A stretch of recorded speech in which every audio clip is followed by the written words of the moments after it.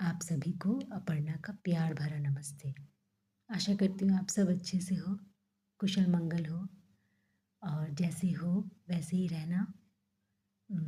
कुछ पल तो दुखों के आते ही हैं, लेकिन उसके बाद ये तय है कि सुख का आना भी तय है, खुशियों का आना भी तय है।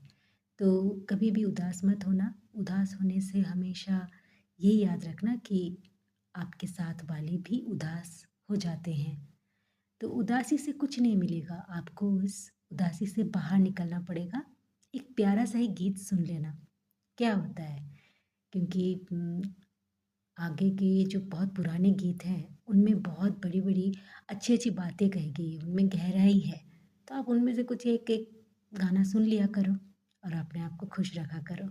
खुश रहने की वजह हमेशा ढूँढ लिया करो। उदास होने से कुछ नहीं मिलेगा, आपको खुश रहना ही पड़ेगा। आज की मेरी कविता का शीर्षक है ऑनलाइन ज़िंदगी। हाँ, अभी तो सब कुछ ऑनलाइन हो गया है। ये तो नए सिरे से बोलने की मुझे कोई ज़रूरत नहीं है, क्योंकि आप सबको सब कुछ पता है। मेरे जैसी उम्र वालों को, मेरे से कम वालों को, ज़्यादा को और छोटे बच्चे तक को सब कुछ पता है कि ऑनलाइन ज़िंदगी क्या है। फ़ेसबुक, व्हाट्सएप जो भी है, सब कुछ ऑनलाइन ही हमारे साथ हो रहा है अभी।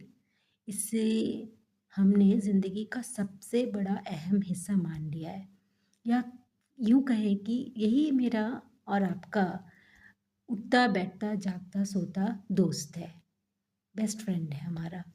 तो हमारा सब कुछ ऑनलाइन हो गया है। तो आइए मैं ये कविता पढ़ के सुनाती हूँ। अब बाहर से कोई मतलब नहीं, घर में ही सिमट गई हूँ। इस कमरे से उस कमरे फ़ोन हाथ में लिए ही घूमा करती हूँ।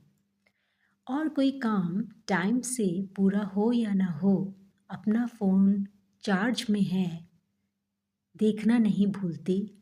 एक पराठा कम खा लूँगी, प्यारे फ़ोन को चेक करना कभी नहीं भूलती। पूरा दिन चैटिंग, स्क्रॉलिंग, ऑनलाइन रहना आदत सी बन गई है। दूसरे की लाइफ में क्या हो रहा है जानने की अपडेट जानते जानते अपनी ज़िंदगी बैकडेटेड हो गई है।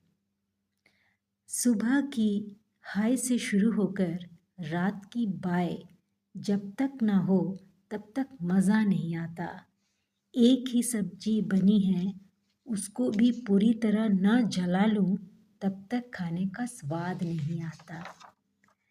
अपनी सुध-बुध नहीं, घर की तो रही ही नहीं, फ्रेंड्स ग्रुप में चैटिंग कभी ख़त्म होती ही नहीं।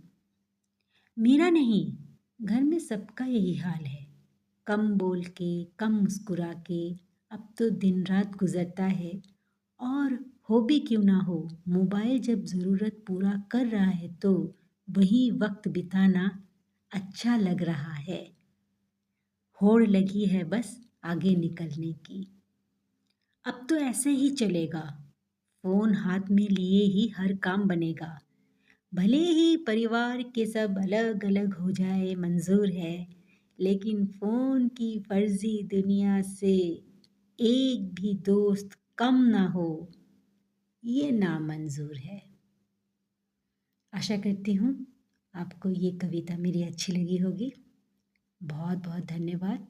और हाँ, जो मेरे सब्सक्राइबर्स हैं, बहुत ढेर सारा प्यार, बहुत खुशियाँ हो आपकी ज़िंदगी में। और जो नए सब्सक्राइबर्स हैं उनको बहुत बहुत वेलकम, बहुत बहुत थैंक यू सो मच।